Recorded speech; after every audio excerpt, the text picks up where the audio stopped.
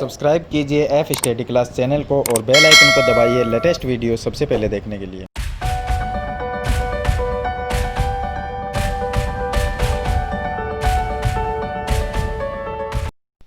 Hello students, आज हम कक्षा 9 की प्रश्नावली 6.2 का क्वेश्चन नंबर 4 को सरल करेंगे। क्वेश्चन नंबर 1, 2 और 3 मैंने पीछे वाली वीडियो में आपको बता दिए थे। इस वीडियो में हम क्वेश्चन नंबर 4 से क्वेश्चन नंबर 6 तक सरल करेंगे। तो देखिए, क्वेश्चन नंबर 4 में हमें दिया गया है कि आकृति में पी क्यू एस टी के समांतर है, यानी ये जो पी क्यू लाइन है वो एस टी लाइन के यानी रेखा के समांतर है। तो ये दोनों तो समांतर है। उसके बाद में पी क्यू आर कोण दिया गया है 110 डिग्री, आर एस टी कोण दिया गया है 130 डिग्री। ये हमें दो कोण दिए गए हैं, हमें ज्ञात करना है क्यू आर एस। तो देखिए क्यू आर एस यानी ये जो कोण है बनता है, ये कोण हमें ज्ञात करना है। इस क्वेश्चन में एक संकेत दिया गया है कि बिंदु आर से होकर एस टी के समांतर रेखा खींचिए। तो हम क्या करेंगे, बिंदु आर से होकर एस टी के समांतर एक रेखा खींचेंगे। तो उस रेखा को कुछ इस तरह से हम बना लेंगे, क्योंकि हमें बिंदु आर से एस टी के समांतर यानी जो एस टी है इसके समांतर रेखा ये हमने बनाई है। तो ये दोनों क्या हुई, समांतर। देखिए पी क्यू एस टी ये पहले से दी गई है समांतर, और इसके समांतर हमने ये रेखा बना ली, तो ये दोनों भी क्या हो गई, समांतर हो गई। अब देखिए हमें जो दिया गया है वो हम लिख लेंगे कि हमें दिया गया है पी क्यू समांतर एस टी, ये हमें समांतर दी गई है। उसके बाद में दो कोण दिया गया है, एक कोण दिया गया है पी क्यू आर जो कि 110 डिग्री है, दूसरा कोण हमें दिया गया है आर एस टी जो कि 130 डिग्री है। ये हमें दो कोण दिए गए हैं। हमने एक रचना की, आर से एस टी के समांतर रेखा खींची। तो यहाँ पर आर और इसको कोई भी नाम अपनी मर्जी से हम दे सकते हैं, तो इसको ई लिख देते हैं, आर ई। अब देखिए यहाँ पर हमें ये कोण ज्ञात करना है। तो सबसे पहले इसका हल में देखिए यहाँ पर एस टी और आर ई दोनों रेखाएं समांतर है, और समांतर रेखाओं के बीच में एस आर एक ये तिर्यक रेखा आ गई बीच में। तो तिर्यक रेखा के जब एक ही साइड के ये दोनों कोण, एक कोण ये 130 और दूसरा कोण ये, चलिए इसका नाम लिख देता हूं मैं 1 नंबर और इसका नाम लिख देता हूं 2 नंबर। हमें कोण 2 नंबर ज्ञात करना है। तो देखिए 130 और कोण नंबर 1 दोनों का योग 180 होना चाहिए, क्योंकि दो समांतर रेखाओं के बीच में एस आर क्या है, एक तिर्यक रेखा, और तिर्यक रेखा के एक ही साइड के जो कोण होते हैं उनका योग 180 डिग्री होता है। तो हम हल में यहाँ पर लिख सकते हैं कि एस टी के समांतर आर ई है, एस टी समांतर आर ई। यहाँ पर आप रचना लिख दीजिए, रचना के अंदर ये लिख दीजिए कि एस टी के समांतर आर ई रेखा खींची। तो ये दोनों क्या है, समांतर है। तो एस टी समांतर आर ई, ये दोनों रेखाएं समांतर है। तो एस आर एक तिर्यक रेखा है, तो एस आर एक तिर्यक रेखा है, तिर्यक रेखा हो गई। और तिर्यक रेखा के एक ही साइड के कोणों का योग 180। तो कोण नंबर 1 और 130, कोण नंबर 1 प्लस 130 दोनों का जोड़ दिया जाए तो 180 डिग्री बनेगा। इसका कारण लिख सकते हैं कि तिर्यक रेखा के एक ही ओर के कोण, तो तिर्यक रेखा के एक ही ओर के अंतः कोण, इसलिए इनका योग 180 है। 130 को माइनस कर लेंगे तो कोण नंबर 1 का मान आ जाएगा 180 माइनस 130, कोण 1 बराबर आ जाएगा 50 डिग्री। ये आ गया कोण नंबर 1। हमें कोण नंबर 2 ज्ञात करना है, कोण नंबर 1 नहीं ज्ञात करना। तो हमने कोण नंबर 1 ज्ञात कर लिया, लेकिन ये काम आएगा। तो कोण नंबर 2 ज्ञात करना है। अब देखिए एस टी और आर ई समांतर है, पी क्यू और एस टी ये दोनों भी समांतर है, यानी कि जो एस टी है उसके समांतर ये आर ई भी है और एस टी के समांतर पी क्यू भी है। जब एक रेखा के दो रेखाएं समांतर हो तो दोनों रेखाएं आपस में भी क्या होती है, समांतर होती है। तो इसको हम लिख सकते हैं कि पी क्यू समांतर एस टी और एस टी समांतर है आर ई के। तो पी क्यू और आर ई ये दोनों भी क्या होगी, समांतर। यानी कि ये रेखा इसके समांतर है, ये रेखा इसके समांतर है, तो पी क्यू और आर ई भी क्या होगी, समांतर होगी। तो पी क्यू समांतर होगी आर ई। अब यानी कि ये रेखा और नीचे वाली आर ई ये अगर दोनों समांतर है तो क्यू आर क्या है, एक तिर्यक रेखा। और तिर्यक रेखा के एक ही साइड तिर्यक रेखा ये है, तो यहां पर देखिए कोण नंबर 110 और ये पूरा कोण यहां तक, ये पूरा कोण, तो ये क्या होगा, एकांतर कोण बराबर होंगे। तो 100, क्योंकि यहां पर देखिए इस तरह से एक जेड की आकृति बन रही है, आप देखिए इसको कुछ इस तरह से जेड की आकृति बन रही है। यहां पर 110 है और यहां पर ये पूरा कोण, तो 110 है और ये कोण बराबर होगा क्योंकि रेखाएं दोनों क्या है, समांतर, बीच में एक तिर्यक रेखा है, तो एकांतर कोण बराबर होंगे। एक तो 110, तो हम लिख सकते हैं 110 बराबर ये पूरा कोण। इस पूरे कोण का क्या नाम है, इसका नाम है क्यू आर ई, कोण क्यू आर ई। ये क्या होंगे, बराबर होंगे दोनों, क्योंकि एकांतर कोण है। तो इसका कारण लिख देंगे, एकांतर कोण क्या होते हैं, बराबर होते हैं। ये हमने लिख दिया। हमें ज्ञात करना है कोण नंबर 2। कोण नंबर 2 कैसे कहते हैं, देखिए कोण नंबर 1 का मान हमारे पास में है, ये पूरे कोण का भी हमारे पास में इसका मान दिया गया है, तो हमें ज्ञात करना है कोण नंबर 2। देखिए कोण नंबर 2 और 1 को अगर जोड़ दिया जाए तो किसके बराबर होगा, इस पूरे कोण के बराबर होगा या नहीं होगा। तो कोण नंबर 1 और 2, तो देखिए कोण नंबर 1 प्लस कोण नंबर 2 दोनों को अगर जोड़ दिया जाए तो ये पूरा कोण बनता है जिसका नाम है क्यू आर ई।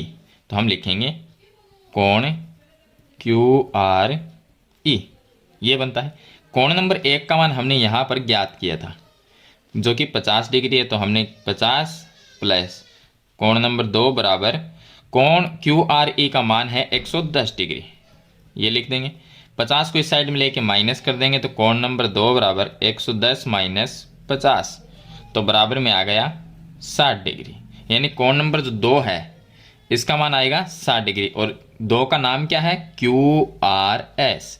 तो इसको लिख सकते हैं कोण क्यू आर एस का मान होगा 60 डिग्री। ये चीज़ हमें ज्ञात करनी थी।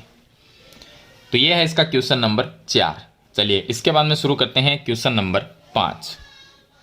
अब देखिए क्वेश्चन नंबर इसका 5, इसमें दिया गया है कि आकृति में ए बी और सी डी समांतर रेखाएं हैं। यहाँ पर हमें दिया गया है ए बी और सी डी समांतर है, तो हम लिख लेंगे कि हमें दिया है ए बी समांतर सी डी, ये दोनों रेखाएं समांतर है। ये दो कोण दिए गए, एक कोण 50 है और दूसरा 127, तो ये 50 है और ये 127 है, ये भी हमें दिया है। एक्स और वाई ज्ञात हमें करना है। जब दो रेखाएं समांतर होती है तो एकांतर कोण बराबर होते हैं, संगत कोण भी बराबर होते हैं, और तिर्यक रेखा के एक साइड के कोणों का योग 180 डिग्री भी हम लिख सकते हैं। तो इनमें से देखिए कौन सा नियम इसमें काम करेगा। तो दोनों रेखाएं ए बी और सी डी समांतर है, इसमें समांतर है, तो x यहाँ पर है और y ये कोण है, ये y है और ये x है, ये हमें ज्ञात करना है। तो पहले देखिए x जो कोण है वो एकांतर कोण में आता है। कैसे, इस आकृति को देखिए आप, ये कुछ इस तरह से बन रही है, तो यहाँ पर तो है 50 ऊपर वाला ये, और ये x है जो कि यहाँ पर है। अब देखिए ये ऊपर वाली रेखाएं ए बी है और नीचे वाली रेखा सी डी है, इनके बीच में ये एक तिर्यक रेखा आ गई, तो ये दोनों कोण क्या होंगे, एकांतर कोण बराबर होंगे। x का मान 50 डिग्री होगा, तो हम यहाँ पर लिख देंगे कि ए बी समांतर सी डी है तथा पी क्यू, यहाँ पर ये पी क्यू रेखा है, ये है पी क्यू। पी क्यू क्या है, एक तिर्यक रेखा, तो पी क्यू एक तिर्यक रेखा है, तिर्यक रेखा है। तो ये आगे तिर्यक रेखा, इसमें एक कोण ये और दूसरा ये, दोनों बराबर होंगे क्योंकि एकांतर कोण है, तो हम लिख सकते हैं x बराबर 50। तो हम लिखेंगे x बराबर 50, कारण लिखेंगे एकांतर कोण, तो ये हो गया बराबर। तो x का मान तो हमने ज्ञात कर लिया। चलिए फिर से हम ये लिख सकते हैं, देखिए यहाँ पर ये AB और ये CD समांतर है, इनके बीच में PQ, जैसे कि पहले PQ थी, ये एक तिर्यक रेखा है, तो PR भी एक तिर्यक रेखा ही है। तो यहाँ पर भी एक इस तरह से Z की आकृति बनती है। कैसे, देखिए इसको हम इस तरह से बनाएंगे, ऐसे, इस तरह से, इस तरह से। तो ये तो हो गई AB, यहाँ पर देखिए आगे तक ये AB है और ये इस तरह से CD है। तो AB और CD क्या है, समांतर। तिर्यक रेखा के अंदर ये क्या है, ये P है और ये R है। यहाँ पर इस वाली लाइन को आपको नहीं देखना, इधर वाली जो है। तो ये PR क्या है, एक तिर्यक रेखा, इसके अंदर एक ये कोण और एक ये कोण, दोनों बराबर होंगे क्योंकि ये भी एकांतर कोण है। इसमें भी ये दोनों एकांतर थे और यहाँ पर ये पूरा कोण, ये यहाँ से देखिए पूरा कोण, ये पूरा कोण और ये कोण, ये भी बराबर होंगे क्योंकि एकांतर कोण है। तो ये पूरा जो कोण है यहाँ पर, उसमें 50 और y दोनों आएगा, 50 प्लस y आएगा, और यहाँ पर जो है वो 127, तो यहाँ पर 100, तो दोनों कोण बराबर हो जाएंगे। तो हम लिखेंगे कि पुनः, या लिखेंगे इसी प्रकार AB समांतर CD है और इनके बीच में PR क्या है, एक तिर्यक रेखा, तथा PR एक तिर्यक रेखा है। अगर ये एक बीच में तिर्यक रेखा है तो यहाँ पर एकांतर कोण बराबर होंगे। एकांतर कोण जो ये है, इसका नाम क्या है, इसका नाम है APR। देखिए APR, ये पूरा कोण, तो कोण APR बराबर होगा कोण इस कोण के, जो 127 है उसके, 127 का क्या नाम है, PRD। तो हम लिखेंगे PRD क्योंकि ये एकांतर कोण है। अब APR जो ऊपर वाला ये कोण कितना है, 50 और y दोनों को मिला के बनता है। तो हम लिखेंगे 50 प्लस y बराबर में PRD कितना है, तो देखिए ये PRD ये है जो कि 127 है, तो बराबर में लिख दिया 127 डिग्री। 50 को माइनस कर देंगे, y बराबर 127 माइनस 50, तो y का मान हमारे पास में 7 माइनस 0 करेंगे तो 7 आ गया, 12 माइनस 5 करेंगे तो भी 7 आ गया, तो y का मान आ गया 77 डिग्री। तो x का मान हमने पहले ही ज्ञात कर लिया और ये हो गया y का मान। दो मान इसमें हमें ज्ञात करने हैं। चलिए इसके बाद में शुरू करते हैं क्वेश्चन नंबर इसका 6। अब देखिए इसका क्वेश्चन नंबर जो 6 है उसमें ये दिया गया है कि आकृति में PQRS दो दर्पण है। ये हो गया ऊपर वाला PQ, नीचे वाला RS, दोनों दर्पण यानी कांच है जिसमें हम मुंह देखते हैं। तो वो दर्पण हो गया और दर्पण के एक साइड ये पॉलिश दिखाई गई है कि एक साइड में पॉलिश होती है। तो PQ और RS दो दर्पण हैं जो एक दूसरे के समांतर रखे गए हैं। तो PQ और RS क्या है, समांतर है। चलिए उसके बाद में तो हम ये चीज़ लिख सकते हैं कि हमें दिया है PQ समांतर RS, दोनों दर्पण क्या है, समांतर है। उसके बाद में दिया गया एक आपतन किरण AB। AB देखिए, AB जो लाइन है वो क्या है, किरण है, यानी कि आप ये मान लीजिए सूर्य की एक किरण। तो AB है वो आपतन, आपतन का मतलब होता है आने वाली, और प्रावर्तन का मतलब या प्रावर्तित का मतलब होता है जाने वाली। तो आने वाली किरण है AB जो यहाँ से आई, आने के बाद में कांच से टकरा गई यानी दर्पण से टकराई। टकराने के बाद में दर्पण PQ से B पर टकराती है। देखिए ये दर्पण है, इसके ऊपर B पर टकरा गई। टकराने के बाद में और प्रावर्तित किरण पथ BC पर, फिर देखिए प्रावर्तित हो गई, ये BC इस तरह से वापस चली गई, C पर जाके टकराती है। वापस जाने के बाद में C पर जाके दूसरे दर्पण पे टकराती है और फिर यहाँ से प्रावर्तित होकर, यहाँ से प्रावर्तित होकर ये CD पथ से निकल जाती है। तो C पर टकराती है तथा पुनः CD के अनुदिश प्रावर्तित हो जाती है। तो हमें ये सिद्ध करना है कि AB और CD लाइन क्या है, समांतर। एक तो ये AB और दूसरी ये CD, ये दोनों रेखाओं को हमें समांतर सिद्ध करना है। अब इन रेखाओं को हम समांतर सिद्ध कैसे करेंगे, तो देखिए समांतर जब दो लाइनों को हमें सिद्ध करना है तो उसके लिए या तो हम एकांतर कोण को बराबर करते हैं, या हम संगत कोण को बराबर कर सकते हैं, या हम तिर्यक रेखा के एक साइड के कोणों का योग 180 डिग्री दिखा सकते हैं। तो उन तीनों चीज़ों से समांतर रेखा सिद्ध हो सकती है। उनमें से कोई भी एक काम करेंगे। तो यहाँ पर हम क्या करेंगे, देखिए ये है, इसको हमें ए बी और ये सी डी, ये हमें समांतर सिद्ध करनी है। तो हम ये कोण जो है और एक ये कोण, इनको बराबर दिखाएंगे।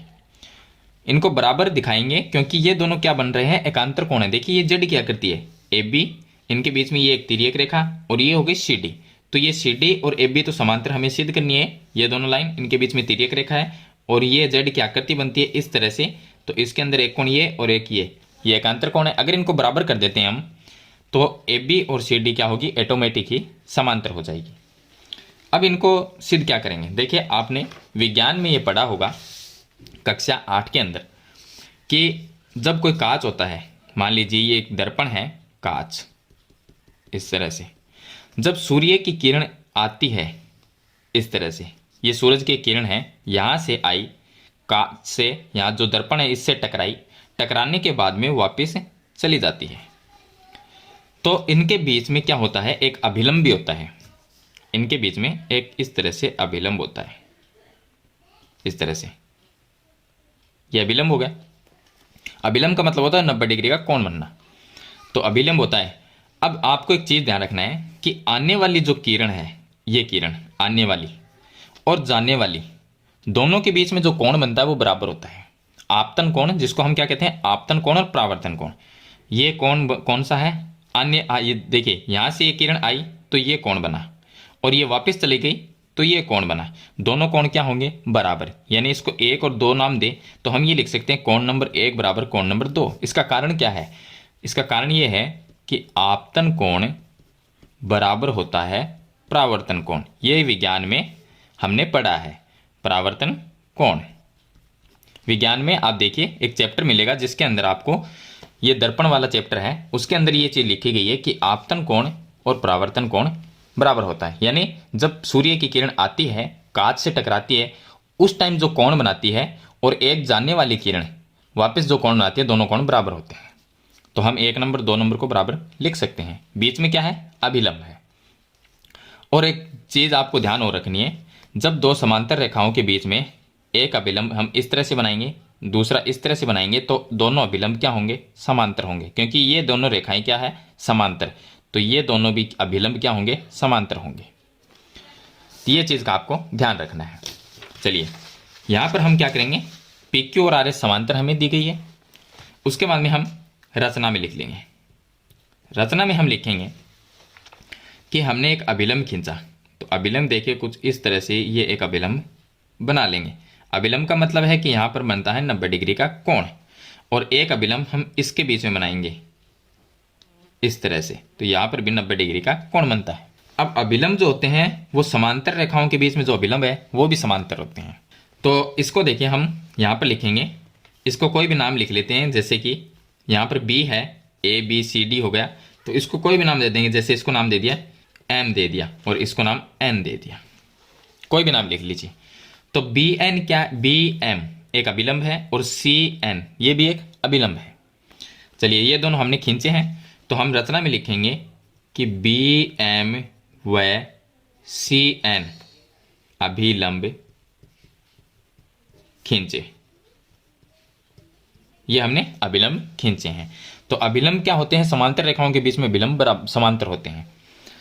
तो इसको नाम दिया हमने कोण नंबर 1, इसको नाम दिया 2, यहां पर 3 और ये हो गया 4। तो अब देखिए इसके अंदर कि जो अभिलंब है बी एम और सी एन, इनके बीच में ये एक तिर्यक रेखा है। आपको दोबारा एक चित्र से समझा देता हूं मैं।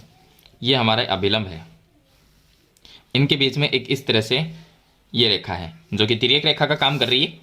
तो इस चित्र को आप इस तरह से देखिए, तो यहाँ पर जो कोण बना है वो और यहाँ पर जो कोण बना है वो, क्योंकि अभिलंब जो होते हैं वो समांतर है, यानी कि ये दोनों लाइनें समांतर हैं, तो ये दोनों एकांतर कोण क्या होंगे, बराबर होंगे। इन एकांतर कोण का नाम क्या है, इनका नाम देखिए। यहाँ पर जो एकांत अभिलंब के पास में कौन सा है, ये 2 नंबर, और यहाँ पर क्या है 3 नंबर, क्योंकि एक इधर रह गया और 4 इधर रह गया, तो उससे तो कोई मतलब नहीं है। 2 और 3 क्या है, बराबर, क्योंकि ये एकांतर कोण है। तो देखिए रचना हमने यहाँ पर लिख दी थी और हमें सिद्ध करना है। तो यहाँ पर हम लिखेंगे हमें सिद्ध करना है कि ए बी और सी डी ये समांतर है, तो ए बी समांतर सी डी। मैंने आपको बता दिया कि सिद्ध किस तरह से करना है, यानी कि ये पूरा कोण और ये यहाँ पर ये कोण, इनको अगर बराबर सिद्ध कर देते हैं, क्योंकि ये एकांतर कोण है। अगर एकांतर कोण बराबर होंगे तो ए बी और सी डी को हम समांतर लिख सकते हैं। तो चलिए इसकी उत्पत्ति में देखिए इसका हल। हमें सबसे पहले हमने ये अभिलंब की रचना कर दी। अब देखिए ये कोण 1 नंबर और कोण नंबर 2 बराबर होंगे। क्यों? क्योंकि हम ये लिख सकते हैं कि आपतन कोण बराबर होता है परावर्तन कोण। आपतन कोण और परावर्तन कोण बराबर होता है। तो आपतन कोण कौन सा है? जो जिस साइड से किरण आती है, तो ये हो गया 1 नंबर आपतन कोण। 2 नंबर क्या हो गया? परावर्तन कोण, क्योंकि यहां से ये किरण वापस चली गई। तो आने वाला किरण का जो कोण बनता है वो, और जाने वाली किरण से जो कोण बनता है, दोनों बराबर होते हैं। तो कोण नंबर 1 बराबर होगा कोण नंबर 2। इसको नाम दे दिया समीकरण नंबर 1। इसी प्रकार कोण नंबर 3 और 4 ये भी बराबर होंगे, तो हम लिखेंगे कोण नंबर 3 बराबर कोण नंबर 4। इसको नाम देंगे समीकरण नंबर 2, क्योंकि ये भी आपतन कोण और परावर्तन कोण। चलिए अब देखिए, अब हम यहाँ पर ये लिखेंगे कि बी एम अभिलंब जो है वो दोनों समांतर है। तो बी एम और सी एन ये क्या है? समांतर है। तो यहाँ पर हम लिखेंगे कि बी एम अभिलंब बी एम समांतर है सी एन के। इसका छोटा सा एक कारण लिख देंगे। कारण ये लिखेंगे कि समांतर रेखाओं के बीच खींचे गए अभिलंब समांतर होते हैं। तो इसका कारण लिख देंगे कि समांतर रेखाओं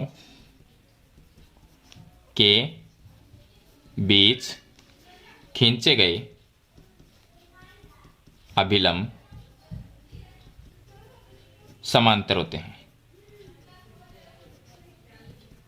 तो ये इसका छोटा सा एक कारण लिख देंगे कि समांतर रेखाएं जब होती है उनके बीच में अगर कोई अभिलंब हम खींचते हैं वो भी क्या होते हैं? आपस में समांतर होते हैं। तो बी एम और सी एन क्या है? समांतर है। ये इसका कारण है। अगर ये दोनों समांतर है, यानी कि ये दोनों अभिलंब अगर समांतर है, तो बी सी क्या है? एक तिर्यक रेखा।